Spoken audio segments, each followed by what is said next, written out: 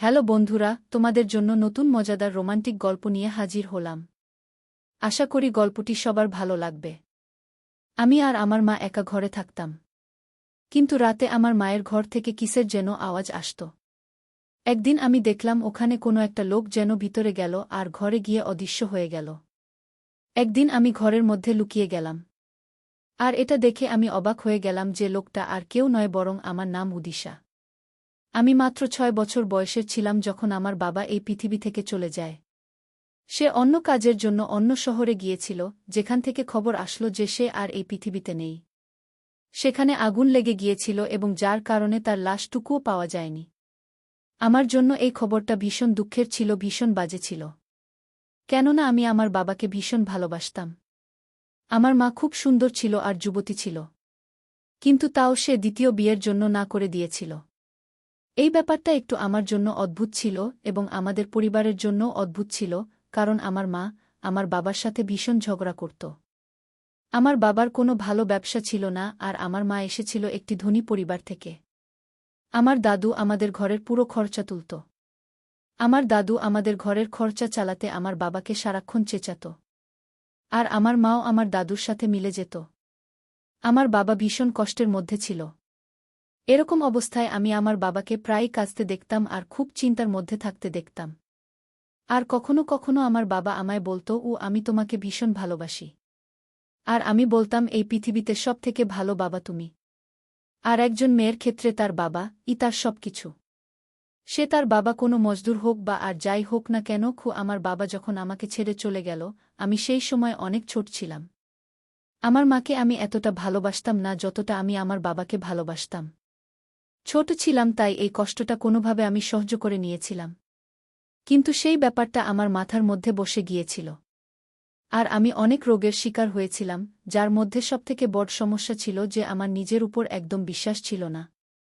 আমি কারোর সামনে কথা বলতে পারতাম না। আমি খুব কষ্ট করে স্কুলে পড়াশোনা করতাম। এরপর ঘরে বসে বিএ পরীক্ষার প্রস্তুতি নিলাম। কিন্তু তাও আমাকে মাঝে মধ্যে বাইরে যেতে হতো, মানুষের সাথে মিশতে হতো। আর তখন আমার হাত পা কাঁপতে থাকত। মানুষ অবাক হয়ে যেত আর ভাবত যে এর কি হয়ে গেল, যে কথা পর্যন্ত বলতে পারছে না। আমার মনে হতো যে আমি যেন এই পৃথিবীতে একা। কিন্তু আমার মায়ের জীবনে এর কোনোরকম প্রভাব পড়েনি। মা তখনও সাজত, নিজের খেয়াল রাখত, বাইরেও যেত। আমি এই পৃথিবী থেকে আর আমার মায়ের থেকে দূরে থাকতে চাইতাম। এই জন্য আমি আমার বাড়িতে অতিথিদের জন্য যে সাইডে ঘরটা বানানো হয়েছিল সেই ঘরে চুপচাপ পড়ে থাকতাম। আমি ওই ঘরেই আরাম করতাম, কেননা ওই ঘরটা ছিল বাইরের দিকে আর তার ছাদটা খারাপ হয়ে গিয়েছিল। এজন্য সেখানে জল ভরা শুরু হয়ে গিয়েছিল। জল ভরে যেত বলে আমার মা বলেছিল যে আমি যেন বাড়ির ভিতরে চলে আসি। কারণ সেখানে কয়েকটা ঘর খালি ছিল। মু বলল, আমার বাইরে থাকার কোনো দরকার নেই। আমি ভিতরে আসতে তো চাইছিলাম না, কিন্তু আমি এক সমস্যায় পড়লাম যার জন্য আমাকে ভেতরে আসতেই হলো। আমার ঘরের ভিতর সামনের যে ঘরটা সেটা আমার মায়ের ঘর। আমার ঘর থেকে আমার মায়ের ঘরের জানলাটা পরিষ্কার নজরে আসে। ছোটবেলায়ও এই ঘরটা আমারই ছিল। এই জন্য আমি এখানে আসতে চাইছিলাম না, কেননা আমার বাবার কথা মনে পড়ত বারবার।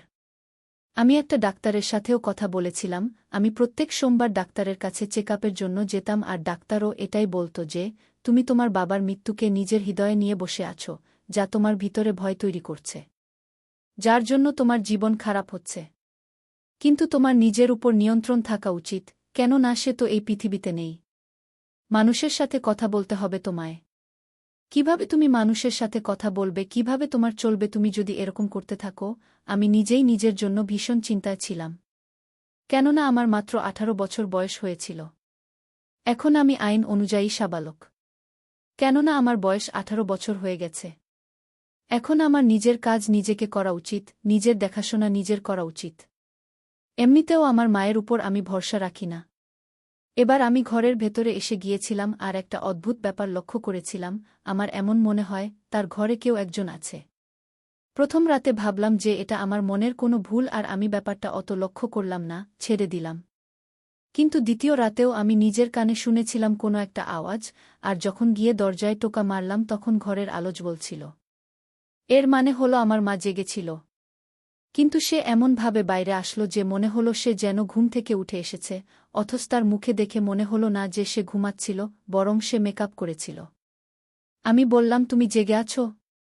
আমার মা বলল যে কি তুমি এটা জিজ্ঞেস করার জন্য আমাকে ঘুম থেকে জাগালে, আমার ঘুমটা নষ্ট করলে?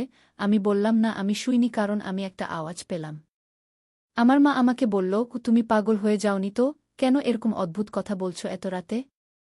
আমার থেকে টিভিটা অন থেকে গেছিল, এটা টিভির আওয়াজ ছিল। এক্ষুনি আমি বন্ধ করলাম। কি? আমি বললাম আচ্ছা। আমার মা রেগে গেল। আমি লজ্জায় পড়ে গেলাম। কারণ মায়ের রাগ করা স্বাভাবিক ছিল, আমার এরকমভাবে কথা বলা উচিত হয়নি। যাই হোক, আমি মায়ের থেকে ক্ষমা চেয়ে নিলাম আর বললাম দ্বিতীয়বার এরকম হবে না। সকালবেলা আমি কাজের জন্য চলে গেলাম। পরে আমি মায়ের ঘরে গেলাম। আমার মায়ের সাথে রাত্তিরে এরকমভাবে কথা বলা উচিত হয়নি। আমি মায়ের ঘর পরিষ্কার করা শুরু করলাম। আমি ভাবলাম যদি ঘর পরিষ্কার করি তাহলে মা খুশি হয়ে যাবে। প্রতিদিন যেরকমভাবে ঘর পরিষ্কার করা হয় সেরকমভাবে আমি মায়ের ঘর পরিষ্কার করতে চাইনি। আমি ঘরটাকে খুব ভালোভাবে পরিষ্কার করতে চেয়েছিলাম, কিন্তু আমি সবেমাত্র কাজ করা শুরু করেছিলাম, আমার হাতে এমন একটা জিনিস আসলো যেটার সঙ্গে মায়ের কোনো সম্পর্কই নেই। এটা ছেলেদের জিনিস। এরকম বলা উচিত যে বিবাহিত ছেলেদের জিনিস, যা এই ঘরে পড়েছিল, তাও বিছানার তলায়। আমি অবাক হয়ে গিয়েছিলাম। আর এরপরে আমি আমার মাকে জিজ্ঞাসা করতে পারিনি, কেননা আমার লজ্জা পাচ্ছিল। কিন্তু এই জিনিসটা ঘরের মধ্যে কি করছিল? কিভাবে আসলো? এখনো পর্যন্ত আমার ঘর পরিষ্কার করা শেষ হয়নি। আমি ঘরের দরজায় যেন আওয়াজ পেলাম। আমি ভাবলাম আমার মা এসেছে। আমি আমার ঘরে চলে এলাম। আমি ঘর পরিষ্কার করার ব্যাপারটা আমার মন থেকে বের করে দিলাম। তারপরের দিন আমি আর একটা সত্যি কথা জানতে পারলাম, যে আমার মায়ের ঘরে টিভি তো ছিল, কিন্তু সেই টিভিটা খারাপ ছিল, চলত না। এই ব্যাপারটা আমাকে ঘরের চাকর বলেছিল, যে সপ্তাহে একদিন করে আসত। সে বলল, এই টিভিটা তো কবে থেকে খারাপ হয়ে আছে। তোমার মা তো বলেছে যে এই টিভিটা আর কখনো ঠিকই হবে না। আমায় বলছিল যে কি তুমি টিভিটা নিয়ে চলে যাও, যদি ঠিক করতে পারো তাহলে তোমার বাচ্চারা দেখতে পারবে। আমি আমার বরকে বলেছি যে আমার বর যেন এসে টিভিটা নিয়ে যায়। কিন্তু আমার বর আসেনি টিভিটা নিতে। সে ভীষণ অকর্মণ্য, কোনো কাজই করতে চায় না। চাকরটা তো নিজের সমস্যা বলতে শুরু করে দিল। কিন্তু এখানে আমার ধ্যান অন্য একটা জায়গা ছিল, যে যদি টিভি খারাপই ছিল, আমার মা কি সেই রাতে টিভি চালায়নি? তাহলে মায়ের ঘর থেকে কি করে কোনো লোকের আওয়াজ আসছিল? তাহলে কি সব কিছু মিথ্যে ছিল? আমি তো আমার জীবনের অনেকগুলো বছর এই বাড়ির বাইরের ঘরে কাটিয়ে দিয়েছি। আমি ঘরের ভিতরে যখন আসলাম তখন এই সমস্ত কথা আমি জানতে পারলাম। ঘর বেশ ছোট ছিল, যেখানে মাত্র দুজন গেস্টের থাকার জায়গা ছিল, সেখানে বাথরুমও ছিল না। বাথরুম অনেকটা পিছনের দিকে ছিল। শীতকালে আমাকে বাইরে যেতে হতো যার জন্য বাথরুম করতে। কিন্তু আমার মা কখনো আমাকে বলেনি যে তুমি ভেতরে এসো, এই ঘরের মধ্যে তুমি কি করে থাকবে? ঘরটা তো ঠিক না। তোমার বাথরুমের জন্য তোমাকে বাইরে যেতে হয়। সর্দি হয়ে যেতে পারে, ঠান্ডা লাগতে পারে, অথচ আমি তার একমাত্র মেয়ে। আর এখন তো ঘরটা ভেঙেই গেছে, আর সেজন্যই এখন আমাকে মা ভেতরে ডেকেছে। আমার দাদুর এটা ছিল, এটা একটা পুরনো বাড়ি, যার দুটো অংশ ছিল। একদম সামনের জায়গাটায় অন্য কেউ কবজা করে নিয়েছিল, কি জানি কি করে জিতে সে ওই অংশটা নিজের নামে করে নিল। আমাদের কাছে অল্প একটু অংশ ছিল। বাড়িটা তো প্রায় ১০০ বছরের পুরনো, যখন কিনা ইংরেজরা রাজত্ব করত। কেউ যখন বাড়িটা দেখত তখন সে অবাক হয়ে যেত। তারা বলত যে কি আমরা ঘরের ভেতরটা দেখতে চাই, ও আরও অনেক কিছু বলত। কিন্তু আমার ছোটবেলা এখানেই কেটেছিল। যেহেতু আমি ছোট থেকেই এখানে আছি, তাই আমার খুব একটা এই বাড়ির প্রতি অদ্ভুত ভালো লাগা নেই। আমার দাদু এই দুনিয়া থেকে চলে গিয়েছিল, কিন্তু তাও কিছু পয়সা দিয়ে আমাদের খরচা চলেই যেত। আমরা ঘরে চাকরও রেখেছিলাম। একদিন আমার মা আমাকে বলল যে কি তুমি একটা বাজে মেয়ে, তুমি অলস মেয়ে, এখন এসে আমার চুলে রং লাগাও। আমি তো এটাই ভাবতে লাগলাম যে এই বয়সে মা সেজেগুজে কাকে দেখাতে চায়। আমার মাকে দেখে আমার একদম ভালো লাগত না, যে কিনা এত বছর ধরে বিধবা, সে নিজের এত খেয়াল কেন রাখে? আর একদম এমন থাকত যেন সে বিবাহিতা। একবার দিওয়ালিতে আমার মাকে হাতে মেহেন্দি করতে দেখেছিলাম, কিন্তু কোনো বিধবার তো ইচ্ছাই করে না এইসব। আর যখন আমার স্বামী নেই তখন আমি মেহেন্দি করে কাকে দেখাব? কিন্তু মা সেই সমস্ত কিছুই করত যা কিনা একজন বিবাহিত মহিলা করত। নিজের খুব খেয়াল রাখত আর এবার যখন চুল সাদা হতে লাগল তো চুলের রং লাগাতে লাগল। মেহেন্দিও লাগাল। ভালো গাঢ় রঙের জামা কাপড় পরত। আর সেজেগুজে থাকত। নিজের পা পরিষ্কার রাখত, হাতের নখে নেলপালিশ লাগাত। সব সময় নিজে সেজেগুজে থাকত। আমি নিজেই এত নিজের খেয়াল রাখতাম না যত আমার মা নিজের খেয়াল রাখত। আমি শুনেছিলাম আমার মা আর আমার বাবার প্রেম করে বিয়ে হয়েছিল, যার জন্য আমার বড়লোক মা গরিব বাবাকে বিয়ে করেছিল। না হলে আমার দাদু এই সম্বন্ধ কোনোদিন মেনে নিত না। তিনি ছিলেন সেনাবাহিনীতে এবং ভীষণ শক্ত মনের মানুষ ছিলেন। একবার রাতে মায়ের ঘর থেকে আবার আওয়াজ আসল। আমি কান লাগিয়ে শোনার চেষ্টা করলাম। একটা আওয়াজ, যেন মনে হলো কোনো লোক কথা বলছে। আমার মা হাসছিল, আমার মা লজ্জা পাচ্ছিল।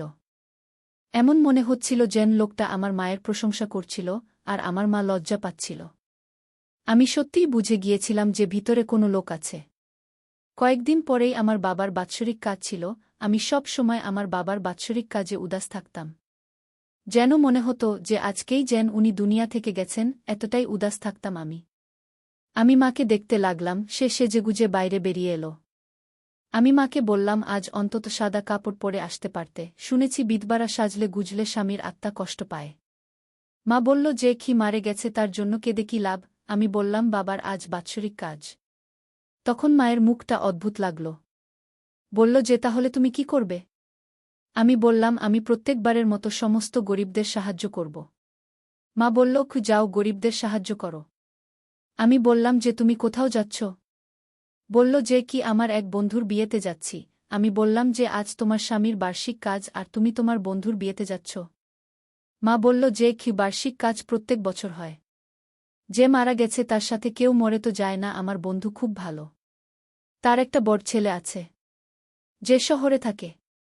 আমি তার সাথে তোমার বিয়ে করাতে চাই।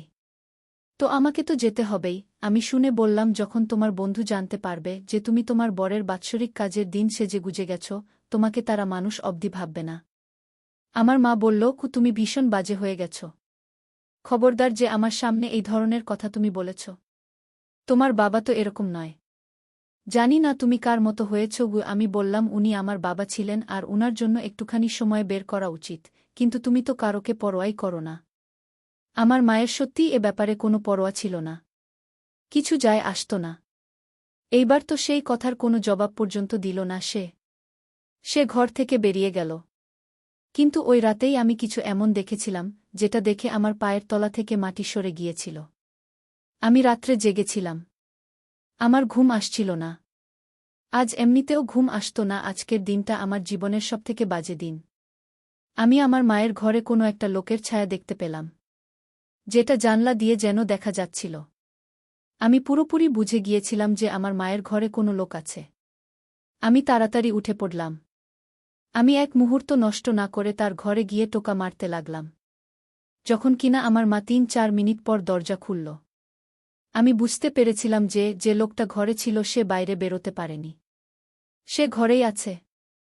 সে ভিতরে ছিল আর ভিতরেই থেকে গিয়েছে। কিন্তু যখন আমি ভিতরে গেলাম, আমার পায়ের তলা থেকে যেন মনে হচ্ছিল মাটি সরে যাচ্ছে। কারণ ওখানে কেউ ছিল না।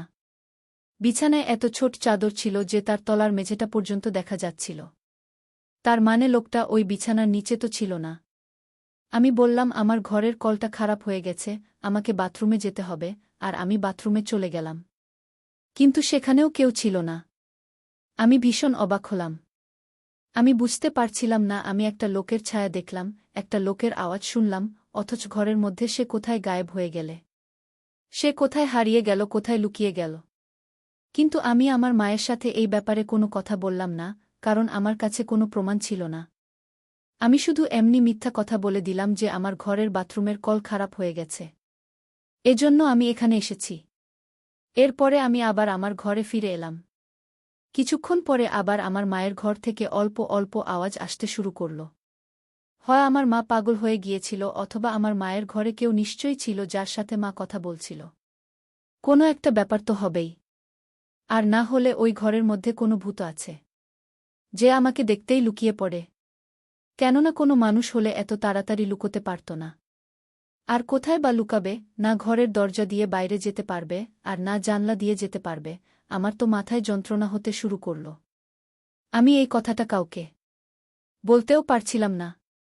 আমি ভীষণ চিন্তায় ছিলাম এটা ভেবে যে আমার মা কেন এতদিন ধরে বিয়ে করেনি। আর সে এত খুশি কি করে আছে।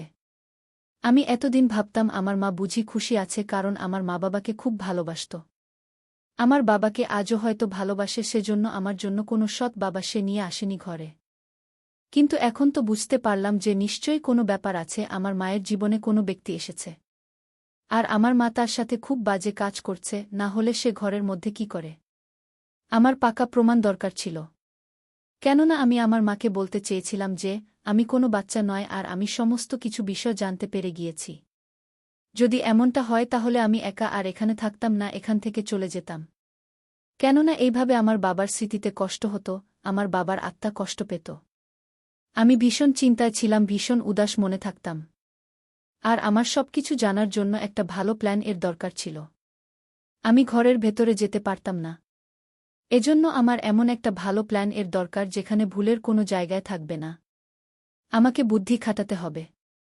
আর শেষ পর্যন্ত আমার মাথায় এমন একটা প্ল্যান এসে গেল যেটার মধ্যে কোনো ভুল হতেই পারে না। কিন্তু যদি আমি ধরা পড়তাম তাহলে আমার মা আমাকে অনেক কথা শোনাত। কিন্তু অন্ততপক্ষে আমি সত্যি কথাটা তো জানতে পারব। কিন্তু এমনিতেও আমার মনে হয় যে কথা শোনানোর জায়গা আমি আছি, আমার মা নয়। এই জন্য আমি ভেবে নিয়েছিলাম যে আমাকে কি করতে হবে। এজন্য আমি আমার মাকে বললাম যে আজ একটা বন্ধুর বাড়িতে আমি পড়তে যাব, আমি রাতে ওখানেই থাকব। আমার মা বলল যে ঠিক আছে চলো, খুব ভালো কথা। তুমিও কোনো না কোনো একটা প্ল্যান বানিয়ে নিয়েছ, না হলে তুমি তো ঘর থেকে বাইরেই বের হতে চাও না কি। মনে হয় আমার মা খুশি হয়েছিল যে আমি রাত্তিরে ঘরে থাকব না, এজন্য পরে আমি আমার মাকে ফোন করে বললাম যে আমি আমার বন্ধুর বাড়িতে চলে গিয়েছি। যদিও তখনও পর্যন্ত আমি ঘরের বাইরে যাইনি। আমার মা বলল ঠিক আছে, সকালবেলা ধীরে সুস্থে বাড়ি ফিরে আসবে। কিন্তু আমি আমার বন্ধুর বাড়িতে যাইনি। আমি আমার মায়ের ঘরেতেই লুকিয়েছিলাম। আর এমন জায়গায় লুকিয়েছিলাম যে ঘরে মা কি করে সেটা যাতে দেখতেও পাই। আমার মা ঘরে আসল। আর এসেই তৈরি হওয়া শুরু করল, সাজগোজ শুরু করল। এরপর ঘরের মধ্যে সেই ঘটনা ঘটল যেটা দেখে আমার পায়ের তলা থেকে মাটি সরে গেল। আমার মা মেঝে থেকে কার্পেট সরাল, যাকে আমি কখনো নিজে থেকে কার্পেট সরাতে দেখিনি। কেননা সেই পর্দাটা খুব ভারী ছিল, আর ওর নিচে যা দেখলাম সেটা দেখে আমি অবাক হয়ে গেলাম। তার নিচে একটা জেলের দরজা ছিল। আমার মা ওই দরজা জোর করে ঠেলে খুলে দিল। আমার মা জেলে সেই দরজা জোরে ঠেলে খুলে দিল। ওখান থেকে একটা লোক বেরিয়ে আসল। আর যাকে দেখতেই আমার মা তাকে জড়িয়ে ধরল। এটা দেখে আমার যেন নিঃশ্বাস আটকে যাওয়ার মতো অবস্থা। আমার যেন মনে হলো যে আমি মরে যাব, কেননা ওই লোকটা অন্য কেউ না, আমার বাবা ছিল। যে কিনা কয়েক বছর আগে মারা গিয়েছিল। তাহলে আমার বাবা কি করছিল ওখানে? এর আগে ওই লোকটা কিছু বলতো আমার সামনে আসা উচিত। তারা দুজনে আমাকে দেখে অবাক হয়ে গেল। আমিও অবাক হয়ে গেলাম। আমি আমার বাবাকে দেখে জড়িয়ে ধরলাম। আমার বাবা আমাকে আদর করে জিজ্ঞাসা করলে, তুমি কেমন আছো? আমি বললাম, তুমি বেঁচে আছো বাবা, তাহলে তুমি মরার নাটক কেন করেছিলে? আমার বাবা বলল, সোনা, আমি খুব বড় মানুষ ছিলাম একজন, কিন্তু আমার কাছে কিছু ছিল না, কিন্তু একটা জিনিস ছিল, সেটা হলো জীবন বীমা, যেটা আমার বাবা করিয়েছিল আমার জন্য। এই দুনিয়া থেকে আমার মরে যাওয়া ভীষণ দরকার ছিল। আর যদি আমি মরে যেতাম তাহলে জীবন বীমার লোকেরা প্রত্যেক মাসে মাসে 2 লাখ টাকা দিত। আমার কাছে আর কোনো অপশন ছিল না। তোমার দাদুরও সব কিছু বিক্রি হয়ে গেছিল, তার কাছে কিছু ছিল না। দুনিয়ার লোকের সামনে এজন্যই এই অভিনয়ের দরকার ছিল। আর আমি তাই মরে যাওয়ার অভিনয় করছিলাম। জীবন বীমার লোকেদেরকে বিশ্বাস করিয়েছিলাম যে আমি মরে গিয়েছি। তারপর প্রত্যেক মাসে 2 লাখ টাকা করে আসতে লাগল, আর কোনো কাজ করা ছাড়াই আমি জীবনের মজা আনন্দ নিতে থাকলাম। আমার বউয়ের কাছেই আমি থাকতাম সব সময়। আর আমাকে কোনো কাজও করতে হতো না। এর নিচে আমার ঘর আছে, টিভি আছে। আমি আনন্দের সঙ্গে জীবন অতিবাহিত করছি। দেখো এত বুদ্ধি কার হবে? আর যদি আমি কাজও করতাম তাহলে এত পয়সা তো আর রোজগার করতে পারতাম না গি। আমি আমার বাবার দিকে অবাক হয়ে তাকিয়ে রইলাম আর বললাম, তোমার মৃত্যুর জন্য আমার জীবন নষ্ট হয়ে গেল। আমি একটা রোগীতে পরিণত হলাম। আর তুমি এই কথা ভেবে খুশি হচ্ছ? তুমি খুব বড় তীর চালিয়েছ, তুমি এই দুনিয়াতে সবথেকে বড় বোকামি করেছ। আমার বাবা আমাকে কথা শোনানো শুরু করে দিল। যে কি তোমার জন্যই আমি এই সব কিছু করেছি, তোমার পড়ার জন্য, তোমার খরচার জন্য। তোমার সব কিছু তুমি পেতে থেকেছ, কোনোদিন কোনো কিছুর অভাব তোমার হয়নি। যদি আমি এই সবগুলো না করতাম তাহলে আমাদের কাছে খাবার জন্য কিছু থাকত না। গিয়ে আমি আমার বাবাকে অবাক হতে দেখলাম। আমি বললাম যে তুমি আমার জীবন নষ্ট করে দিয়েছ আর তুমি খুশি হচ্ছ? যদি আমি আজকে তোমার জায়গা হতাম আমি 3 বেলার বদলে 1 বেলা খাবার খাওয়া পছন্দ করতাম, মেনে নিতাম। কিন্তু কখনো নিজেকে জেলের মধ্যে বন্ধ করে রাখতে পছন্দ করতাম না। তুমি আজকে আমার জীবনটাকে নষ্ট করে দিয়েছ আর আমি কেঁদে কেঁদে আমার জীবনটার কি অবস্থা করেছি দেখো। আমার এরকম করাই উচিত হয়নি। এবার আমার বিশ্বাস আমি ফিরে পেয়েছি। আমি আমার আত্মবিশ্বাস ফিরে পেয়েছি। এবার আমার অসুখগুলো সমস্ত চলে যাবে আমার জীবন থেকে। এবার আমি বুঝে গিয়েছি যে আমার জীবনে আমাকে কি। এটি ছিল আজকের গল্প। আশা করি সবার ভালো লেগেছে। তো সবাই চ্যানেলটিকে একটি সাবস্ক্রাইব করে দিয়েন। ধন্যবাদ।